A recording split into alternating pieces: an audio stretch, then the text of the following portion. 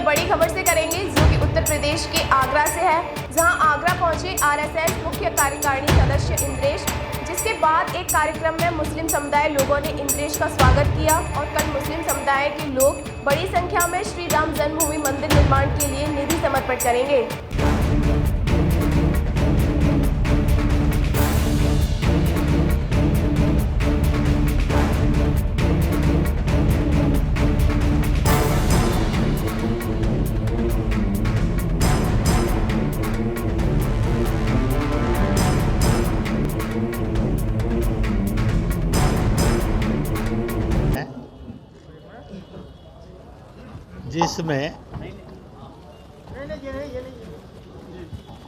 जिसमें मुस्लिम समुदाय बहुत बड़ी संख्या के अंदर स्वागत में भी आया है और कुछ सुनने भी आया है।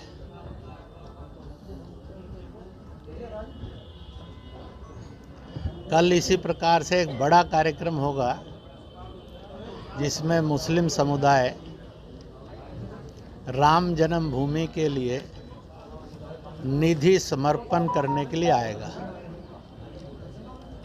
वैसे बाकी कार्यक्रमों में कुछ निधि समर्पण होगा।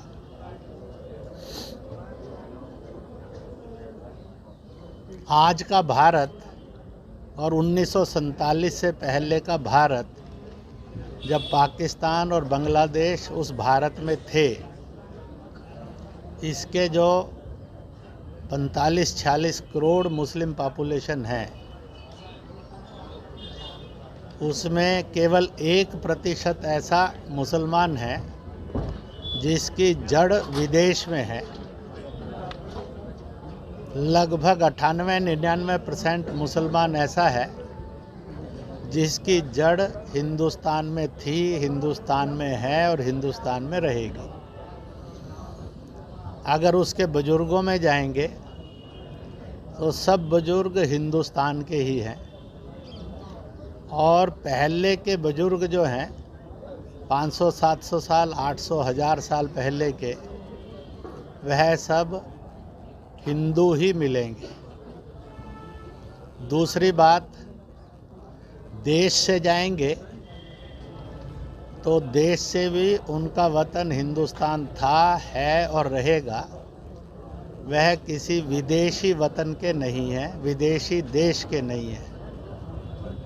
तीसरी बात, उसकी जितनी भी परंपराएं हैं, जिनको कल्चर एंड ट्रेडिशन कहते हैं, वह सब भी हिंदुस्तानी हैं। वो अरबी, तुर्की या ईरानी, इराकी नहीं है, वह सब हिंदुस्तान की ही है।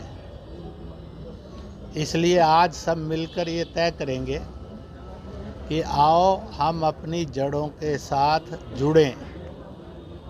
जुड़ने के लिए पहले उनको जाने, पहचाने, माने, क्योंकि चाहे वनस्पति में वृक्ष हो, चाहे मानव और मानव समूह में लोग हों, जो अपनी जड़ों से जुड़े रहते हैं, वो सदा खुशहाल भी रहते हैं, संघर्ष मुक्त भी रहते हैं, कट्टरता मुक्त भी रहते हैं और मिलजुल कर सब तेज गति से विकास की ओर दौड़ते हैं।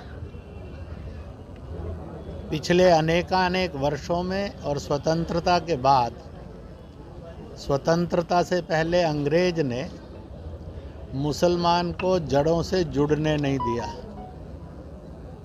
अंग्रेज़ों से पहले जो मुग़ल आक्रांता आए, मोहम्मद गोरी गजनी से लेकर औरंगज़ेब तक, उन्होंने भी यहाँ के मुसलमान को जड़ों से जुड़ने नहीं दिया।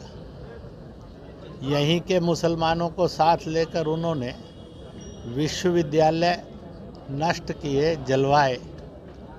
उन्होंने ही यहाँ के बड़े बड़े उद्योग जो थे उनको भी नष्ट किया। और अब आज़ादी के बाद कांग्रेस और अन्य विपक्षी दलों ने मुसलमानों को मुख्य धारा में आकर उनको तालीम युक्त, तरक्की युक्त होने नहीं दिया। इसलिए एक मुस्लिम राष्ट्रीय मंच के नाम से मुहिम चला है जो मुसलमानों को उसकी मुख्य धारा से जोड़कर उनके अंदर शिक्षा, रोजगार, विकास और मादरे वतन हिंदुस्तान फर्स्ट एंड लास्ट, इस बात का और एक बड़ा आंदोलन उसने प्रारंभ किया है। लाखों लाख से करोड़ों की तरफ बढ़ता ये आंदोलन इस सफलता का प्रतीक है। और इसी प्रकार से जो आज मुसलमान आए हैं वह भी इस बात से सरोकार होंगे और सब मिलकर देश में हिंदू मुस्लिम फसाद ना हो, बल्कि हिंदू मुस्लिम भाईचारा बने। सारे विपक्षी दल अब तक हिंदू मुस्लिम एकता के प्रतीक नहीं बन सके और मुसलमान उनको हिंदुओं का प्रतिनिधि भी नहीं मानता है।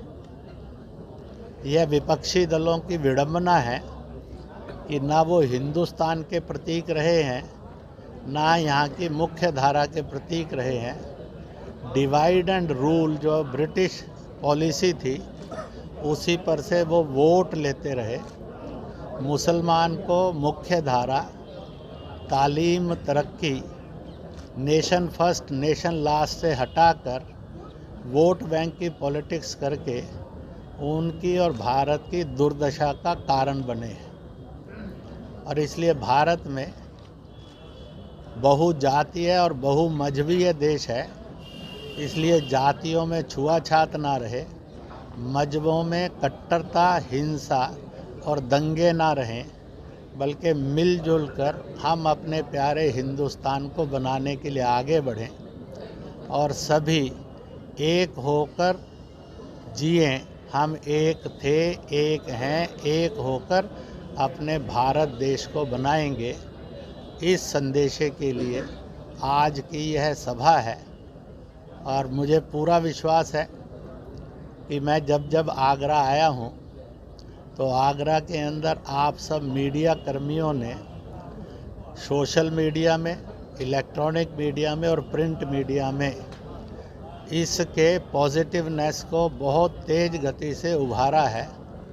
और मुझे पूरा विश्वास है इस 2 दिन के प्रसंगों में आपका समाचार केवल आगरा के पृष्ठ का समाचार नहीं होगा, वह उत्तर प्रदेश और हिंदुस्तान के पृष्ठ का न्यूज़ होगा। मीडिया में आपकी न्यूज़ केवल और उत्तर प्रदेश में नहीं रहेगी, देश में और दुनिया में जाएगी, ताकि एक नए भारत के निर्माण का जो इस समय जन जागरण हो रहा है उसमें आपकी सहभागिता महत्वपूर्ण थी, है और सदा रहेगी। इस विश्वास के साथ मैं आप सबको भी बहुत बहुत बहुत बहुत बधाई देता हूँ।